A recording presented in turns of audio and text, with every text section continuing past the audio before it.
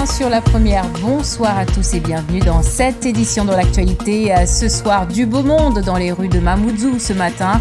Le premier carnaval dédié à la culture dont la commune a fait défiler des dizaines de passionnés. Danse traditionnelle, habitat et tradition, rien n'a été oublié.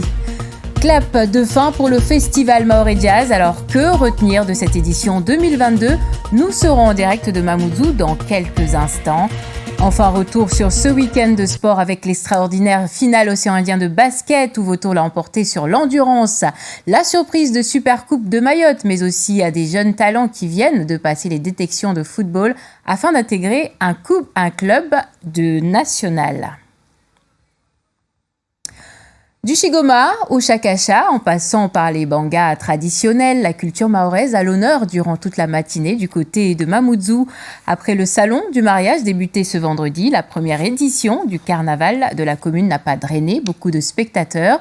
Mais l'ambiance était là, plusieurs associations ont montré leur savoir-faire, de la MJC de Mtsapéré jusqu'à la place Zaki Hamadi. Nadia Ali, Raina Aliloafa.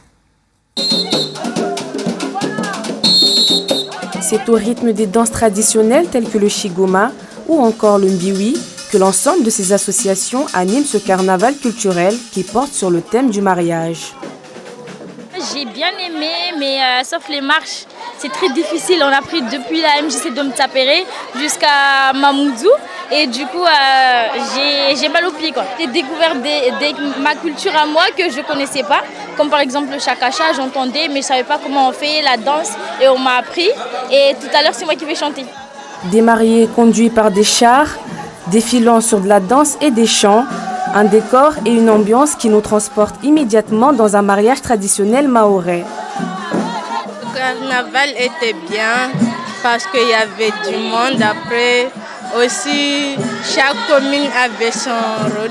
C'était trop bien. Pour savoir comment on faisait, comment on dansait à l'époque. À travers cette manifestation, l'objectif est de conserver les coutumes de mariage tout en montrant également son évolution. On voulait faire connaître notre culture et identité de la ville de Mamoudzou.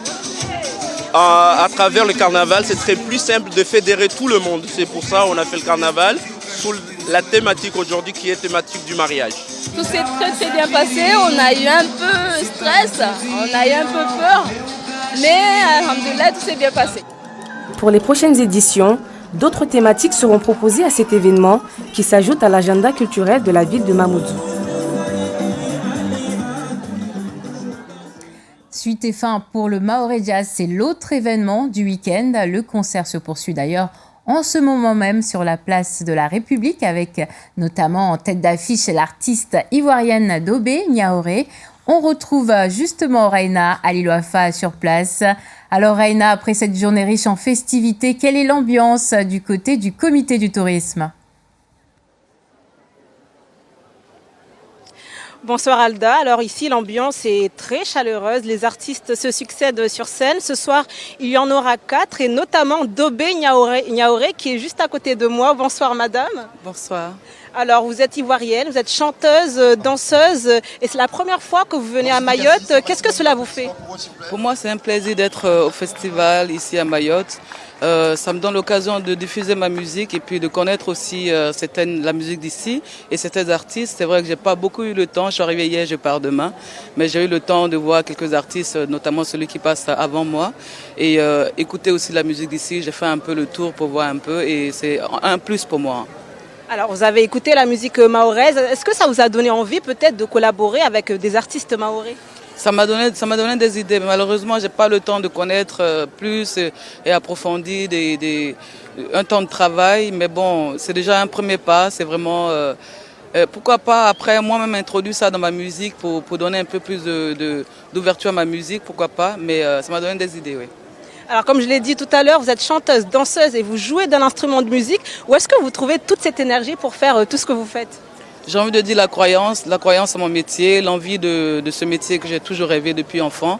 Je suis d'une famille artiste, j'aime ce métier, j'ai envie de grandir là-dedans et donner des formations après-demain. Et c'est vrai que je suis vraiment amoureuse de mon métier et c'est aussi la croyance en Dieu, la croyance en ce que je fais parce que l'artistique c'est vraiment Il y a la technique, il y a l'apprentissage qu'on fait à l'école, il y a ça, mais il y a aussi le don de Dieu, parce que avoir des mélodies dans la nuit, donner du plaisir aux gens, donner de la magie aux gens sur scène, c'est que l'œuvre du Saint-Esprit ou de Allah ou de l'univers qui peut nous inspirer cela. Donc je dirais que c'est la croyance. Dernière question, vous allez monter sur scène dans quelques instants. Dans quel état est-ce que vous vous trouvez actuellement? Bon, à chaque spectacle, même si ça fait 20 ans de carrière que maintenant j'ai, avec le tour du monde que j'ai fait, avec un Grammy et tout, mais il y a toujours un peu de stress à chaque concert. Il y a toujours un peu de stress parce qu'on a envie que les gens aiment notre musique et puis j'ai envie de partager une bonne énergie avec le public. Donc j'ai intérêt, moi, à être positif pour pouvoir diffuser ça. Donc il y a toujours un peu de stress. Merci Dobé Niahouré. Alors pour ceux qui ont la chance d'être place de la République vont pouvoir vous voir dans quelques instants et la soirée continue ici à la place de la République. Alors, on me demande un petit a cappella, Raina Aliloafa, de la part de cet artiste. Pour ceux qui ne connaissent pas, est-ce qu'elle peut nous donner quelques rythmiques? Alors, on me demande un petit a cappella de quelques secondes pour ceux qui ne vous connaissent pas, qui puissent vous découvrir. Palea, bainia kone, palea mise, bainia kone yo. Wolo anna no same anna pala kakabako. Merci beaucoup, merci Alda et bonne soirée à tous. Merci à vous Dobé Niahouré, une magnifique artiste à découvrir ce soir du côté de la place de la République. Et ses talents d'origine africaine sont tout aussi nombreux dans le cinéma. Pourtant, en France, ils ont du mal à percer à l'occasion du Festival de Cannes la question de la présence des acteurs noirs. Dans le cinéma français refait surface, des progrès ont été faits, mais les producteurs, scénaristes et réalisateurs se montrent encore frileux à l'idée de leur ouvrir l'écran. Pierre Lacombe, Emmanuel Gir et Victor Batic. Souvenez-vous, c'était en 2018. 16 actrices tout sourire et sous la pluie sur les marches du Festival de Cannes. Des actrices noires venues dénoncer les préjugés racistes dans le cinéma français. 4 ans plus tard, la diversité peine encore à s'installer sur le grand écran. Ces affiches récentes en témoignent et une étude le démontre. Pour la première fois, 115 films sortis en 2019 ont été passés au peigne fin. Le constat est là, implacable. Le premier constat qu'on fait, c'est que les personnages qui sont perçus comme non blancs et en particulier qui sont perçus comme noirs dans ce cinéma de 2019 sont minoritaires, puisque c'est près de 80% des personnages qui sont perçus comme blancs et 9% environ des personnages qui sont perçus comme noirs. Ce qui les caractérise par rapport au reste de la population de ce corpus, c'est le fait qu'ils soient souvent liés à des activités illégales, marginales. Ce sont des figures de la délinquance. 2012 marque pourtant un tournant dans le cinéma français. Cette année-là, Omar Sy reçoit le César du meilleur acteur pour le film Intouchable. Pas de bras, pas de chocolat. La cause des acteurs noirs avance, elle a trouvé son ambassadeur. C'est une vanne, hein. On aura gagné le jour où être noir en France sera aussi banal qu'être moustachu en France. Le succès d'Intouchable est incontestable. Mais contrairement au cinéma américain, en France, les clichés ont la vie dure. Dans la pensée commune, le noir c'est un corps, c'est un sportif, c'est un corps hypersexué, c'est un corps, c'est une force de travail, on peut décliner tant qu'on veut, c'est encore vrai aujourd'hui. Et le blanc c'est l'esprit, celui qui a le pouvoir décisionnaire. Depuis 2007, le Centre national de la cinématographie accompagne financièrement les films qui favorisent la diversité. Un premier pas loin d'être suffisant. Le cinéma demeure un milieu fermé, centralisé et dominé par les hommes blancs. Le changement pourrait venir du public. On commence à voir un peu en France que quand il y a de la diversité dans nos films, ça marche un peu plus. Parce que le public est largement en avance. Le public ne fait pas de différence entre un acteur noir américain des États-Unis ou un bon acteur français de couleur noire. Ça n'a aucune importance. Cette année, au Festival de Cannes, aucun acteur noir ne figure dans les rôles principaux des 2 films français en sélection officielle. Seule consolation pour la diversité au cinéma, Lucien Jean-Baptiste. L'acteur et réalisateur martiniquais est membre du jury de la Caméra d'Or, qui récompense le meilleur premier film. Et l'heure est venue d'ouvrir le volet consacré au sport dans ce journal avec bien évidemment ce match épique Vautour-BCD. Hier après-midi, les Vautours ont attendu le dernier quart-temps pour survoler cette finale de basket de la zone océan Indien. Le club de l'Abattoir a réussi une fois de plus à retourner la situation en misant sur l'endurance de ses joueurs. Le retour sur la rencontre avec Abdou Mohamed Café. Il faut le marquer celui-là. Celui-là, il faut le marquer. Et le second, il est dedans. 76, 72. Il va certainement tenter une chute à 3 points. Et c'est pas dedans. Et c'est fini. C'est fini ici. Ça y est, c'est officiel. Vautour Basket Club de l'Abattoir est champion de l'océan Indien. Le Vautour a battu difficilement le BCD de La Réunion sur le score très serré, 76 points à 72.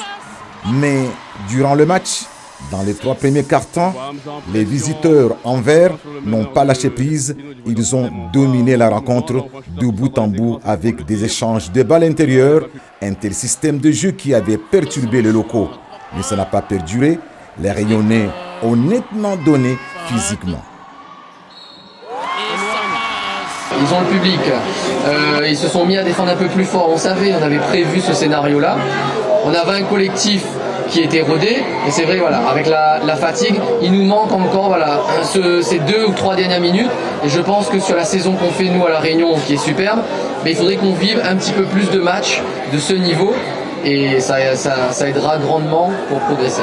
C'est dans le dernier quart-temps que les vautours de l'Abattoir en blanc sortent leurs griffes et déploient leurs ailes avec de l'endurance incroyable pour faire la différence devant son adversaire.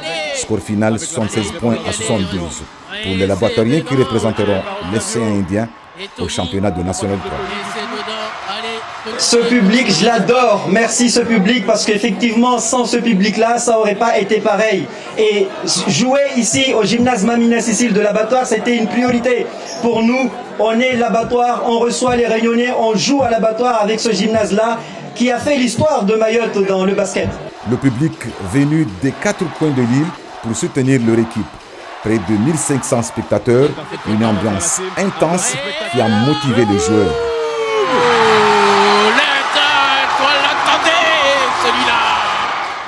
Après le match, c'était la fête place de l'hôtel de ville de l'Abattoir jusqu'à tard dans la nuit.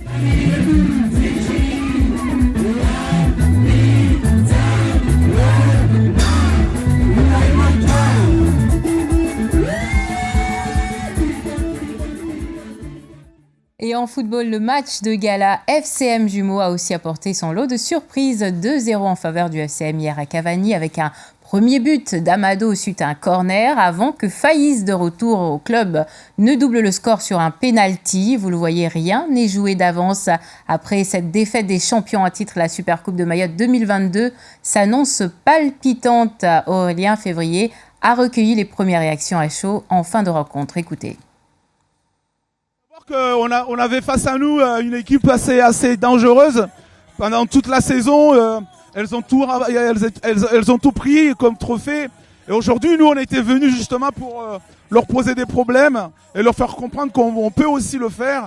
Et c'est vrai que, mais là, ce n'est qu'un match et c'est bien. Mais après, on verra. Mais c'est un bon début pour entamer une bonne saison avec FCM. Ce qui n'a pas fonctionné, peut-être qu'ils étaient un peu plus près que nous physiquement. Donc c'est ça. Après, peut-être aussi que tactiquement, on a aussi des choses à revoir. Parce que voilà, des fois il y a des matchs comme ça où peut-être que ce que tu as mis en place, voilà, il faut le revoir. Peut-être que c'était pas encore prêt, tout ça. Donc on va se remettre en question, on va bosser et puis c'est comme ça. Et avec tous ces champions, le rêve des Mahorais est désormais de voir les footballeurs locaux s'imposer au niveau national et plus loin encore, à l'instar de ces jeunes de l'école de football Le Daka de Kanikeli. Lors de ces dernières vacances scolaires, ils étaient une quinzaine à suivre un stage de détection dans l'Hexagone en vue d'intégrer le club du Mans FC.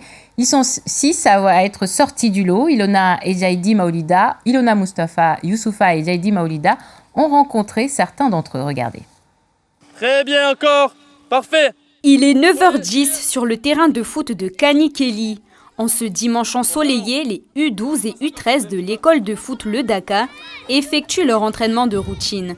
Parmi eux, Soumta, 14 ans, elle a été repérée lors d'un stage de détection au Mans FC il y a quelques semaines.